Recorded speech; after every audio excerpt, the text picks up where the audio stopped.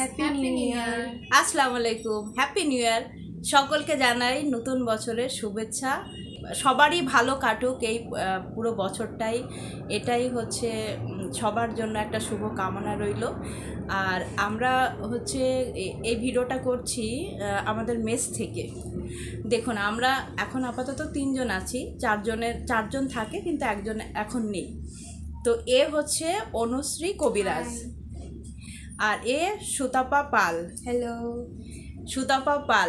আজকের আমরা মানে বলা যেতে পারে যে নতুন বছরের মানে উদ্দেশ্য করে হোক, আর একটা জিনিস হচ্ছে অনেক দিন পরে আমরা গ্যাসটা হাতে পেয়েছি, যেটা হচ্ছে আমাদের রুমে গ্যাসটা ছিল না, সেই গ্যাসটাও আজকের পেয়েছি। মানে একটা হচ্ছে গ্যাস ছিল না, আর আরেকটা হচ্ছে নতুন বছর, দুটোকে মিলিয়ে আজকের আমরা মানে একটা বলা যেতে পারে পিকনিক মতো করেছি। কিংবা এই যে 3 জন মিলে একসঙ্গে যে মিলেমিশে করে যে রান্নাটা করলাম, এবং সব থেকে বড় কথা হচ্ছে আমার যেহেতু পরীক্ষা আছে সামনে, আমি আগের দিনও বলেছি যে এরা আমাকে কতটা হেল্প করে বা আমরা কতটা একে অপরের সঙ্গে মানে অঙ্গাঙ্গিভাবে আছি, একে অপরের পরিপূরক হয়ে আছি, সেটা দেখুন।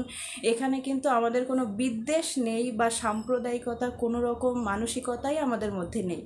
যেটা হচ্ছে আমার যেহেতু এক্সাম আছে, সকাল থেকে অনুশ্রী সকাল থেকেই আমাকে খাইয়েছে বা আমাদের সবাইকে খাইয়েছে, আমাকে হেল্প করেছে বাকিরা, তবেই না আমি পেরেছি। যদিও আমি হেল্প করিনি, সকাল থেকে সুতপা করেছে, ওকে হেল্প করেছে।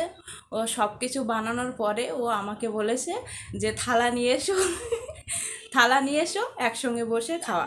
মানে আমরা সবসময় এরকমই করি যে একসঙ্গে বসেই খাওয়া দাওয়া করি, একই জায়গাতেই একই মানে এবার কি দেখুন যে খেতে খেতে যদি কেমন হয় যে আমাদের মধ্যে এইটুকু নেই যে ও খাচ্ছে, মানে ওর ভাতে যদি বা ওর থালাতে যদি কিছু বেশি হয়ে যায় সে খাওয়া অবস্থাতে, তারপরে যে আমরা খাবো না বা বিতৃষ্ণা লাগবে মনের মধ্যে, সেরকম কোনো কিছু নেই। মানে খাওয়া অবস্থাতেই ওর পাতে তুলে দেওয়া হচ্ছে বা ওর থেকে নেওয়া হচ্ছে, এরকমই হয়। আসলে এই কথাগুলো বলার কারণ হচ্ছে যে সাম্প্রদায়িক বিদ্বেষ বা সাম্প্রদায়িকতা কাদের মধ্যে আসে। আমার মনে হয় যারা সব থেকে মানে নিম্ন মানসিকতার, তাদের মধ্যে ছাড়া এই যে বিদ্বেষ বা এরকম ধরনের নোংরা মানসিকতা, এগুলো কখনো আসতে পারে না। দেখুন হচ্ছে হিন্দু মুসলমান বা বিভিন্ন জাতি বা ধর্ম, এগুলো কিন্তু শুধু আমাদের একটা জাতিগত পরিচয়। মনুষ্য পরিচয় হচ্ছে আমাদের মানবিকতা, যেটা হচ্ছে আমরা একই সঙ্গে যে মিলেমিশে থাকতে পারছি বা একে অপরের কাজে লাগতে পারছি সবসময়, এটাই কিন্তু একটা সবথেকে বড় মেসেজ বা সবথেকে বড় বার্তা। এটাই হচ্ছে আমাদের সমাজকে মানে সুন্দরভাবে বা সুশৃঙ্খলভাবে চলার একটা মাধ্যম, বড় মাধ্যম।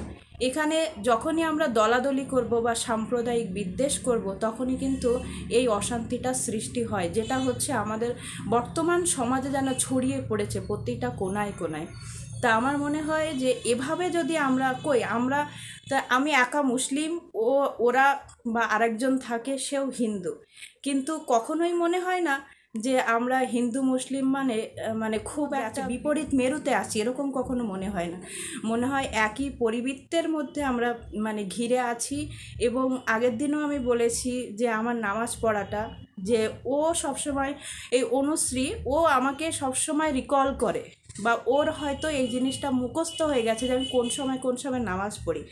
আরও একটা জিনিস আমার ভালো লাগে, আমি কিন্তু ওকে কখনো বলিনি যে আমাদের নামাজের সময় যদি পাশে কেউ কথা বলে তাহলে নামাজ ভুল হয়ে যায়।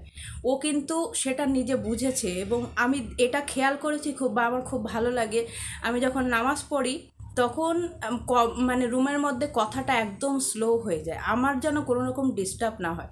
এইটা আমার এতটা ভালো লাগে যে এতটা আমাদের মধ্যে একটা সহযোগী যে মনোভাব, এটা খুবই ভালো লাগে। তা আমি বলবো যে আমরা সবাই যদি মানে এরকম মানসিকতা নিয়েই যদি চলাফেরা করি, আমাদের সমাজটা মানে শৃঙ্খলপূর্ণ হতে বাধ্য।